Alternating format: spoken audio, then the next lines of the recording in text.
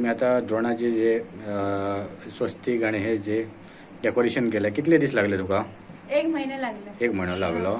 आणि कोणी हेल्प केले? हांवें आनी म्हज्या चेड्यान केलें. आम्ही ह्या ड्रोनापासून स्वस्तिक केला आणि हांगा चौकोन केला, स्क्वेअर दाखयला आणि त्या वाटेन एक फुल केला.